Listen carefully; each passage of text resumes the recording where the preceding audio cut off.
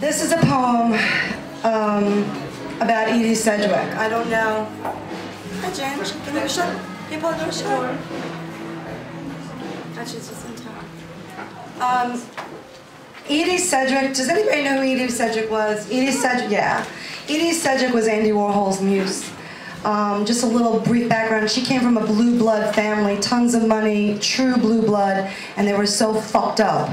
All right, to say it bluntly, sorry. And she became ravaged by New York City, Andy Warhol, and the factory. And her death was in her 20s, very young. Patti Smith wrote a poem about her at the end, the wonderful Patti Smith, that actually celebrated some of the beauty in her because a lot of it died from the situation she was in. I love eating. So this is my poem, Eating.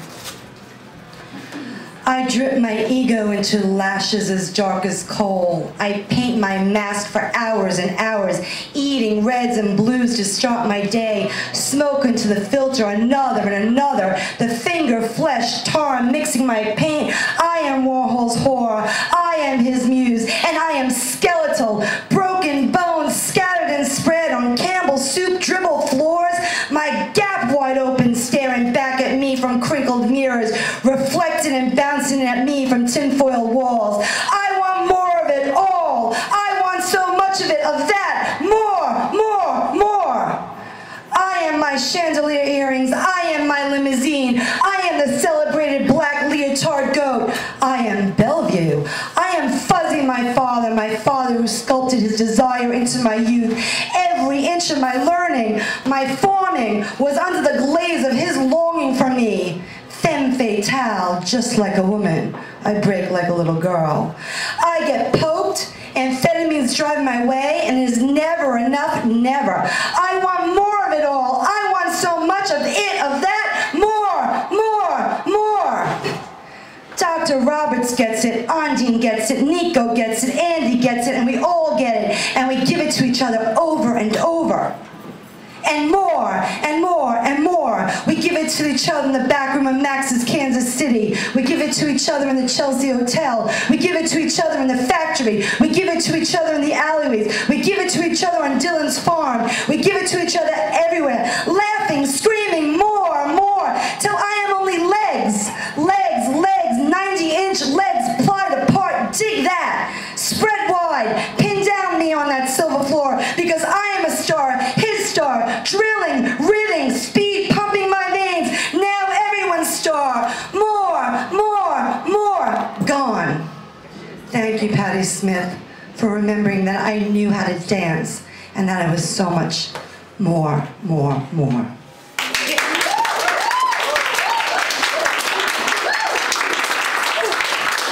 Thank you. It's so lighthearted here this evening. We women, right? More. Sorry if I offended anybody, but not really. Anyway, you guys have heard this poem. I think most of you, well, most of my poet friends have, but it's about domestic violence, and we're talking about women and overcoming. So I'm going to read it again. It's called Firefly. She had these plaid pants and teased up blonde hair that humped up and came down the sides like ram horns. Yup, that's my mama. She died, but before the bare world killed her parts, I caught fireflies in mason jars with Walter. And it was just fine.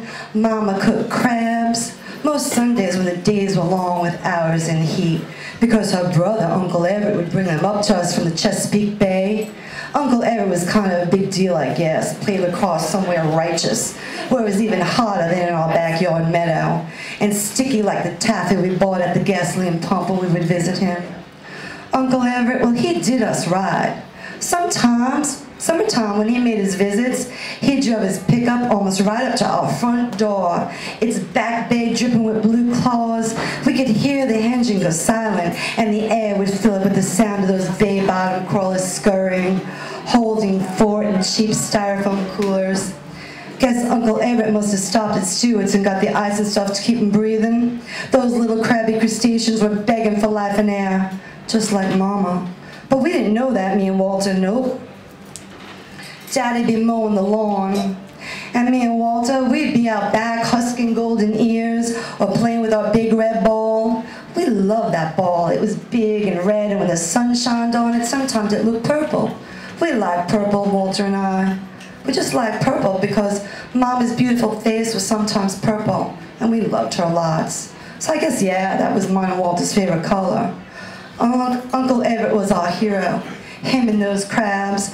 Mama rubbed her apron, relaxing her scarred fingers, welcoming him. Because when Uncle Everett came, Daddy stopped mowing and stopped being mean, and Mama's purple faded away. When Uncle Everett was here, our Mama smiled like yellow burnt orange sun rising, and we would spend the day steaming Chesapeake blue claws and Old Bay seasonings and Grandma Emmy's pots, and lay down old newspaper articles on our picnic table that Mama would decorate with meadow-pick flowers that Daddy told her were silly. Once, when she came back with a bunch of grassy blues, pinks, and yellows, Daddy yelled at her and told her she better get back to washing his work clothes because it was those damn clothes that fed me and Walter. But he never yelled when Uncle Everett was here, and Mama almost looked like the corners of her mouth curled upward. Mama made them real spicy, those blue-clawed crabs. We would suck those claws until our tongues were fired up like fireflies. When the sky ran out of color and you could no longer see the clouds and our bellies would swell around with content, Daddy and Uncle Everett started tipping amber bottles, and Aunt Gertie and her daughter Eunice came over. They don't like my daddy, and they don't like Mama's purple. Walter and I ran, and Unison followed, sometimes falling and skimming our knees, but we didn't care. We loved catching fireflies to put in jars in the fields of sweet hay-mowed earth. We caught fireflies and didn't think about purple no more.